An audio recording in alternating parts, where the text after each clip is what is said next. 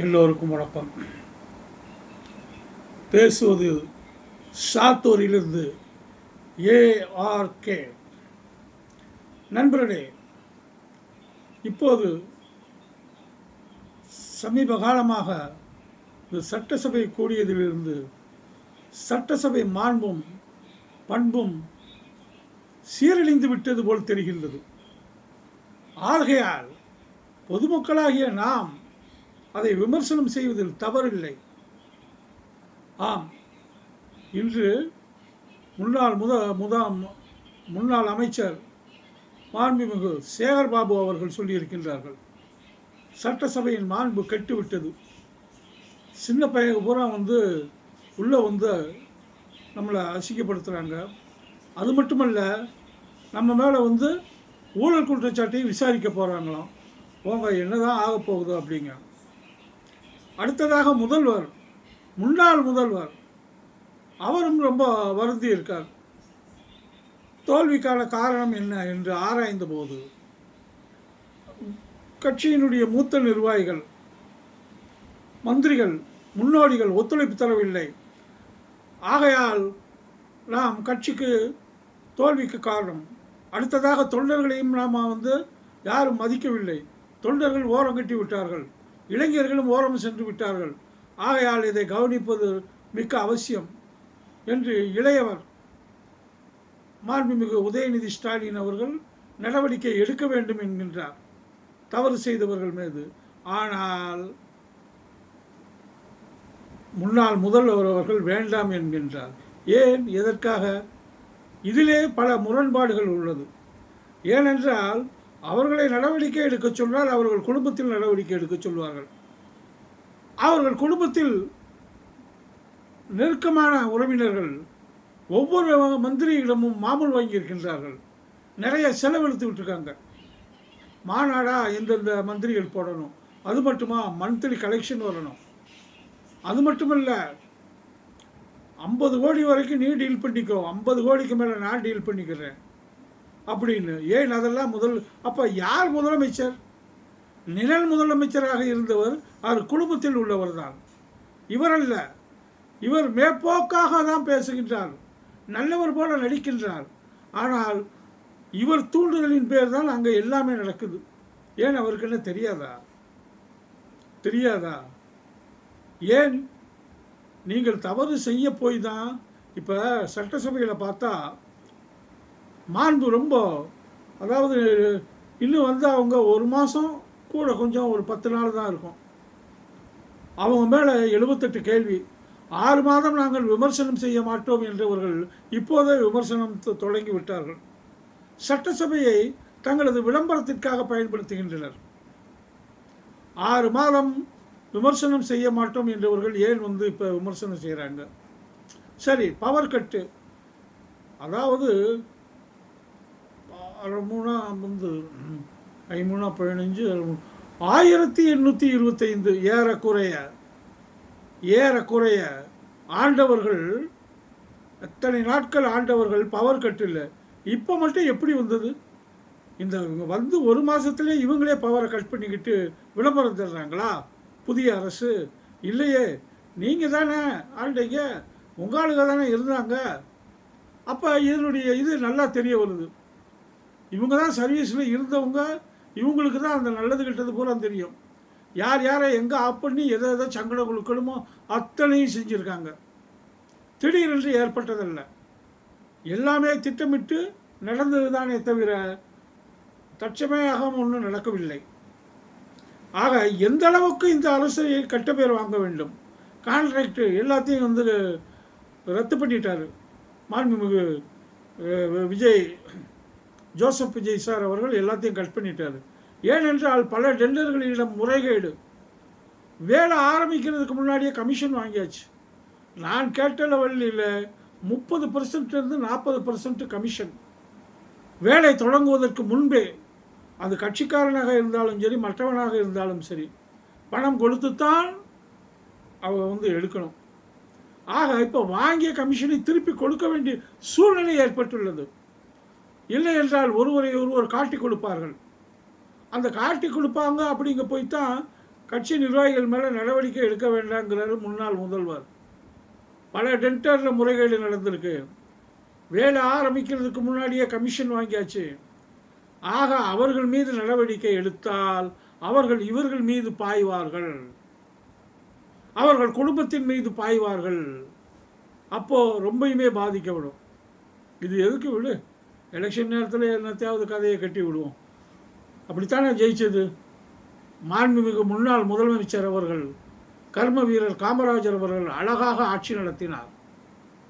ஆனால் இதே எழுச்சி அப்போது இருந்தது 67, 68.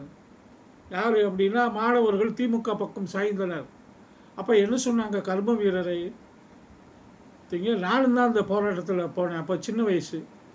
திங்கையா சொன்னார், எலிக்கரியை திக்க சொன்னார், எலிக்கரியை திங்க சொன்னார் அப்படின்னு இல்லாத பல குற்றச்சாட்டுகளை சொல்லி காமராஜர் மீது, மாண்புமிகு காமராஜர் மீது அவர்கள் தரம் குறைந்த தரங்கட்ட தேவையான இல்லாத விமர்சனங்கள்.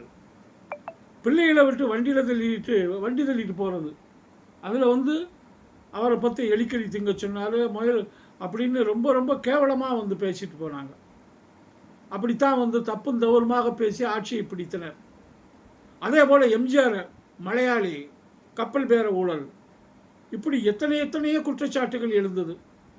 ஆனால் எதற்குமே தலைவணங்காமல் சுத்தமான கையாக இருந்த புரட்சித் தலைவர் அவர்கள் வெற்றி பெற்றார். இப்போ அதே சூழ்நிலை தான் இப்போ வந்திருக்கு. இப்போ தனையனுக்கு அப்புறம் பேரன் ஆட்சி அமைச்சிருக்காங்க. அவர் எங்கே ஏதாவது கோளாறாக இருமோன்னு சொல்லி தன் மகனை இப்பயே வாரிசாக்கி வச்சுக்கிட்டார்.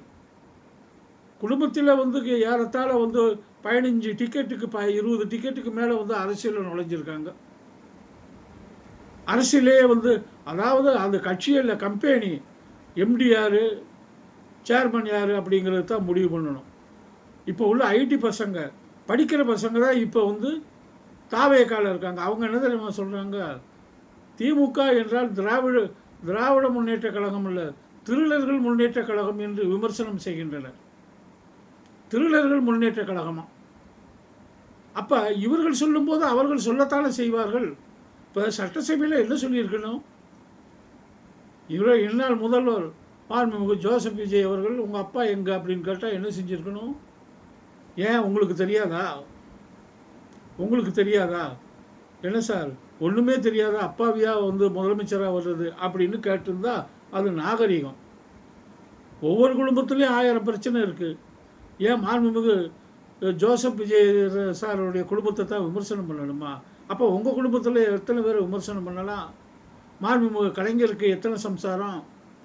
நீங்கள் எத்தனை பேர் குடும்ப உறுப்பினர்கள் கட்சிக்குள்ளே இருக்கிறீங்க, ஆட்சிக்குள்ளே இருக்கிறீங்க? எத்தனை பேர் எம்எல்ஏ, எத்தனை பேர் எம்பி? இதெல்லாம் விமர்சனம் பண்ண முடியாதா? முடியும். அப்போ இவங்க தான் கிள்ளி விடுறது பேசு அப்படின்னு. அப்புறம் இப்போ அங்கே சட்டசபை நடக்கிறத எல்லாரும் பார்த்துக்கிட்டு தானே இருந்தோம். அதாவது இப்போ ஒன்றுக்கொன்று வார்த்தைகள் பரிமாற்றம் நடக்குது. அவர் 5 நிமிஷம் பேச ஆரம்பிக்காரு, உங்கள் மீதும் ஊழல் குற்றச்சாட்டுக்கள் வரும், அதை தோண்டி எடுப்பணும்னு எல்லாம் கோரஸாக சேர்ந்து கத்துறாங்க. எதுக்கு கத்தணும்? ஏன் கத்தணும்? போட்டு பாருங்க சார், நாங்கள் பார்த்துக்கிறோம், நாங்கள் சுத்தமான கைகள், எதற்கும் அஞ்சாதவர்கள், நாங்கள் ஊழல்வாதிகள் இல்லை என்று மக்கள் மன்றத்தில் நிரூபிப்போம்னு சொல்ல வேண்டியதானே. எதுக்கு அத்தனை பேர் எந்திரிச்சு கத்தணும்? அப்போ நீங்கள் என்ன சுத்தமான ஆளுகளா இல்லை ஃப்ராடு இல்லாத ஆளுகளா? நிறைய மந்திரிகள் தலைமறைவாயிட்டாங்க, நிறைய மூத்த நிர்வாகிகள் ஒளிஞ்சிக்கிட்டாங்க. ஊழல் குற்றச்சாட்டை விசாரிப்போம் என்ற பொழுதே பதுக்கி கொண்டார்கள். இனி வர வர என்ன தவறே இவர்கள் செய்யாதவர்களா? இந்த நியோமேக்ஸில் 7,000 கோடியிலிருந்து 10,000 கோடி வரைக்கும் அடிச்சிருக்கான் அந்த திருடர்கள். அவர்கள் மீது மேலிடத்தில் ப்ரெஷர் கொடுத்து நடவடிக்கை குறைவாக எடுக்கப்பட்டுள்ளது. பெரும்பகுதியானதில் இல்லை. பாதிக்கப்பட்டவர்கள் ஒவ்வொரு முறையும் நீதிமன்றம் போய் இவ்வளோ சொத்து இருக்கிறது அட்டாச்மெண்ட் கொடுங்க, இவ்வளோ சொத்து இருக்க அட்டாச்மெண்ட் ஆயிடுச்சு, அது ஏலத்துக்கு வரலங்கிறாங்க.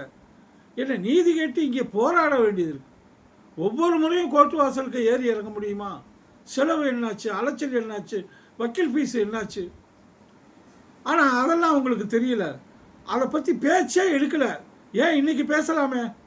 நியமிச்சில் நாங்கள் போதிய நடவடிக்கை எடுக்க தவறிவிட்டோம், நீங்கள் எடுங்கள் என்று சொல்லலாம்ல? சொல்ல மாட்டாங்க, சொல்ல மாட்டாங்க. ஆக எத்தனையோ பிரச்சனைகள் அப்படி ஓடிக்கிட்டு இருக்கு. அப்படி ஓடிக்கிட்டு இருக்கும்போது அதை பற்றி எல்லாம் கவனம் செலுத்தாமல் மலிவான விளம்பரத்தை தேடி சட்டமன்றத்தை பயன்படுத்துகின்றனர். நண்பர்களே, பாதிக்கப்பட்டவர்கள் நாம் ஏற்கனவே சொன்னோம். இளைஞர்கள் மத்தியில் விரக்தி இருக்குது, உங்கள் ஆட்சி மீது அதிருப்தி இருக்குது அப்படின்னு விசில் சத்தம் வீட்டுக்குள்ளே கேட்குது. அவர்கள் யாரும் கண்டுகொள்ளவில்லை. அவர்கள் யாரை மதித்தார்கள், இனிமேல் மதிக்கப் போகின்றார்கள்? எல்லாமே பசுப்பு வார்த்தை தான். இப்போ நாம் என்ன செய்ய? பாதிக்கப்பட்டுள்ளோம், வெகுவாக பாதிக்கப்பட்டுள்ளோம். அப்போ நம்ம வாய் திறந்து பேசத்தான் வேண்டியது இருக்குது. பூனைக்கு யார் தான் மணி கட்டுறது? யார் தான் சொல்லாமல் இருக்குது? அதுக்காக பயந்து நாம் பொருளையும் இழந்து பணத்தையும் இழந்து நம்ம பயந்து நடுங்கிக்கிட்டு இருக்கணுமா? இல்லை, துணிவாக சொல்லுவோம், வர்றதை வரவேற்போம்.